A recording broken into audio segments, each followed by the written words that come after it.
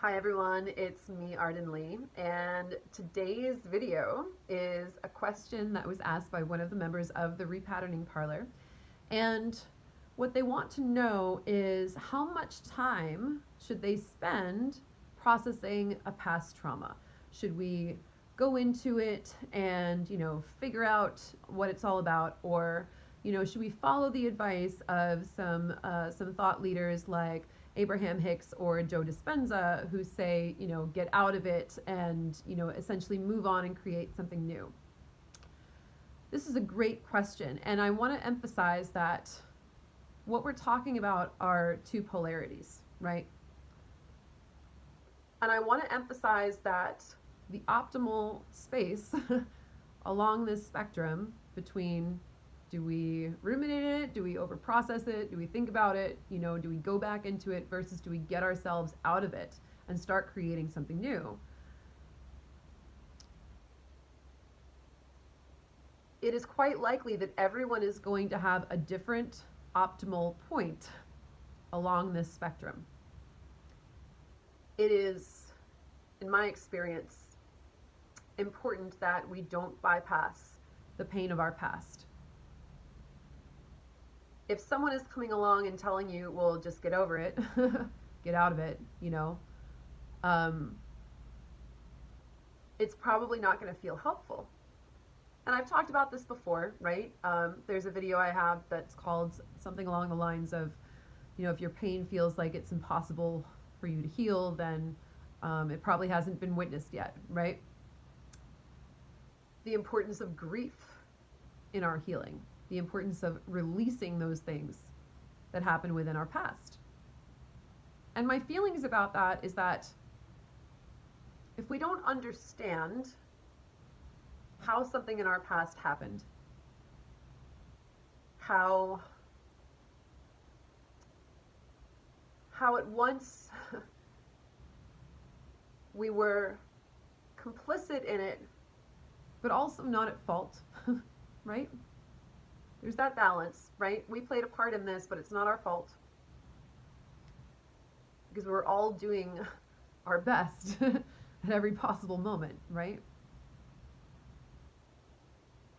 For me, for my personal path, understanding provided the key to releasing, right? Knowing the mechanics of trauma made everything make sense to me. That's why I teach this currently. Understanding how things happen to me and they form certain algorithms, certain patterns, certain beliefs, and how my biological system was then geared to repeat those things, to overlearn certain patterns beyond their usefulness. When I was able to observe those things and have them make sense, then it was easy to release them. In fact, I would say that happened probably within the same moment. Oh, I get why that happened. I understand it now, and so now I can let go of it. I think what's important to know about thought leaders like Abraham Hicks and Joe Dispenza, both of whose work has deeply influenced me, and I'm very, very grateful for, is that often they're speaking to people who are stuck. It's kind of almost like it's like there's a lot of business coaches out there who want to be like, come on, Arden, make this big leap and and invest in this big program. And I'm like, you guys, I just created the Repatterning Project. I've been at this, a year or two?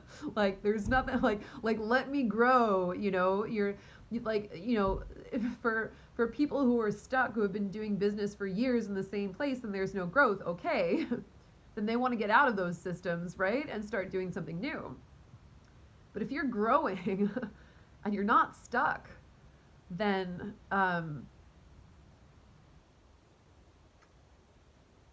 if you're not stuck, then that's really what matters, in my opinion.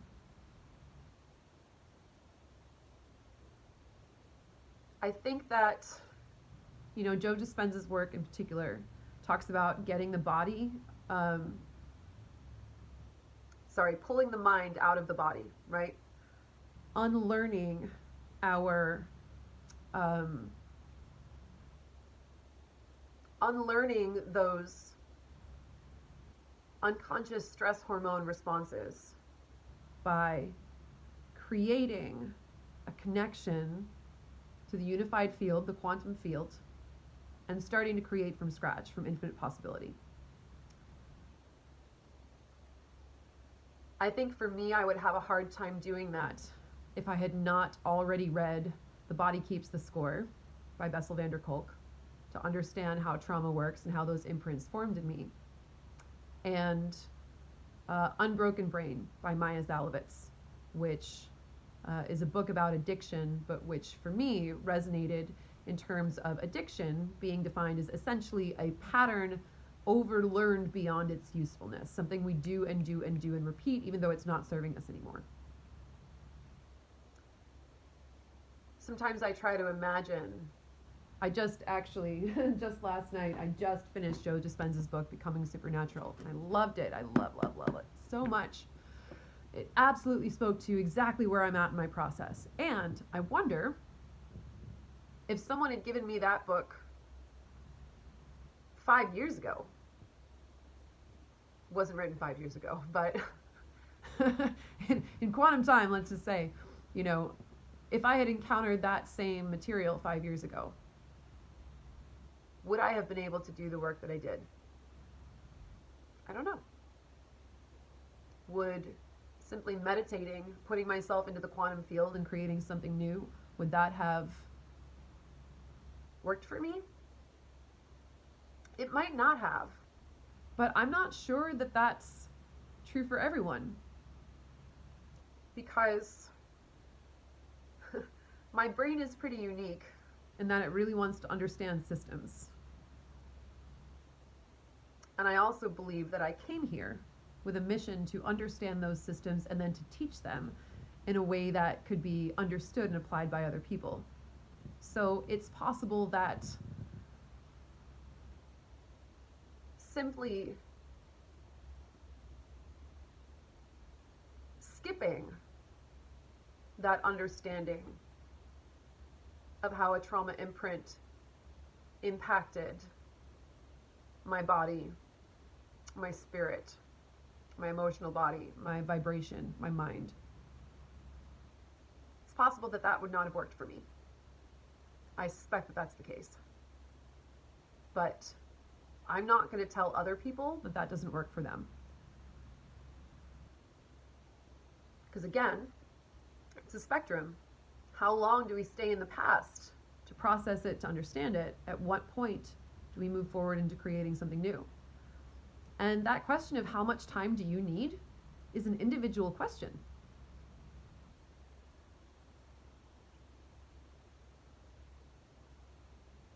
What I'd really love to invite everyone who's watching this video to do is to say, at what point is this no longer helpful? At what point is my overprocessing, my going back into the past, my ruminating on it, keeping me from moving forward? In 2017, it was about the end of 2016 when I really opened up my trauma healing can of worms. And throughout 2017, I did 10 plant medicine ceremonies. Super deep journeying. And I did go back and unpack all of the mechanics, along with help from the books that I was reading, the material I was exposing myself to at the time. But it was basically by the end of 2017 that I was mostly done with it. And then throughout 2018 and early 2019, there were like a couple pockets that kind of like popped up here and there, you know, like a couple other things along the timeline that I hadn't quite anticipated. But that was easy, you know. That was like, oh, I've done this before. Here's just another stone that I had left unturned. You know, the vast majority of healing my timeline took place over the course of 1 year. That's the difference, I think, between growth and rumination. So the question is, are you stuck? How much more unearthing can you do? Are you unearthing? Are you creating peace for yourself? Or are you playing it out over and over again? Are you stuck in that story? Or are you seeking to change and transmute it by understanding it? I think that's the difference.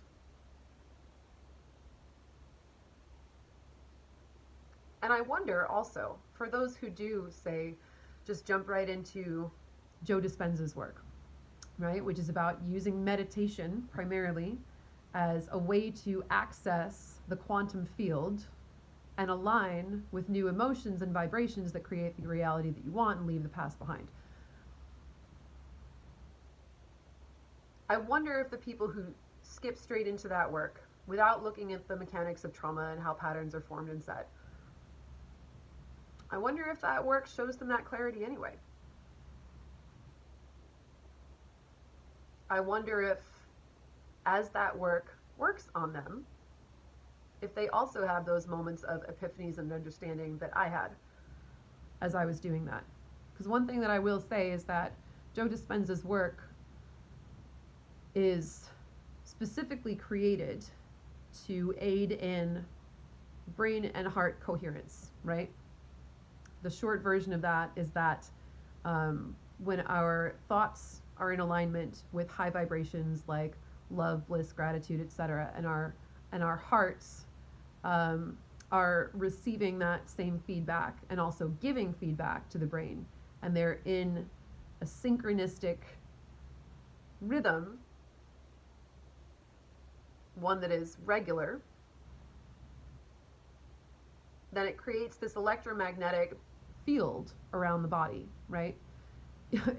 I'm like explaining a whole book in a couple sentences, so if this sounds like whack, just read the book. But I think what's interesting is that on my path, doing trauma healing, doing plant medicine, going back into the past, and creating those epiphanies of understanding so that I could release, that allowed me to release those things still and still call in those high vibrations of love, bliss, and gratitude. And I absolutely created more brain-heart coherence in my system. How do I know that? I can measure it by the way that I have access to the flow state, right? Essentially, that strong, healthy electromagnetic field that we create takes us closer and closer to the flow state. My voice, my singing voice, got measurably better during 2017 in ways that shocked me, because I wasn't taking lessons from anyone. I was just able to hear and feel better because there was space for that in my body. And that's essentially what Joe Dispenza's meditations are teaching. So the things he was teaching were happening to me anyway as I was going and doing that, right? Now that I understand it better, I can do it on purpose. I can do the meditations. And I do. I've actually made, so far in 2020, I've made doing Joe Dispenza's meditations a daily practice. Because I understand now how that brain and heart coherence, how that electromagnetic field is created through it. I feel like I'm giving you guys a lot of information, right? The point is, I was doing that anyway when I was shifting my relationship to the events of my past in a way that allowed me to grieve and release those stress hormones, those survival mode instincts, and those lower vibrations of anger and fear. And as I was able to release those, there was more space made for love and gratitude, because I was also intending to call those in, right? So ultimately, I think what you want to ask yourself is it working? Do I feel better? Is spending time looking at my past creating clarity?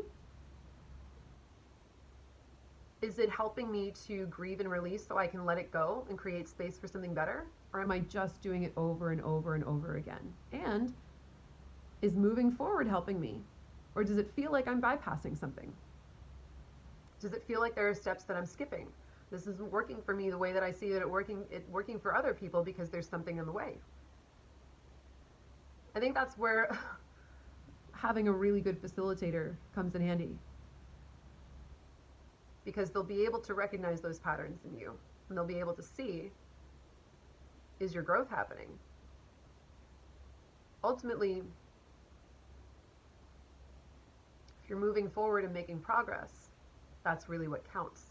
It's really up to you to discern how much time spent in the past is necessary for healing. And when you're done, move forward.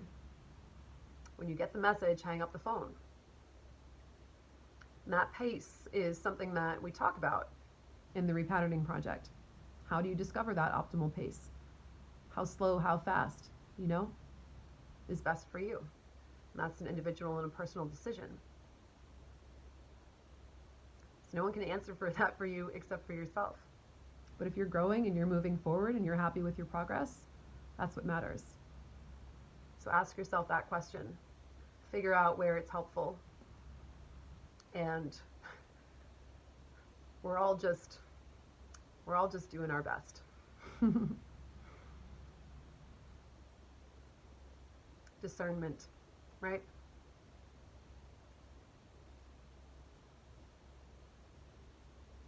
You'll feel it when you release it.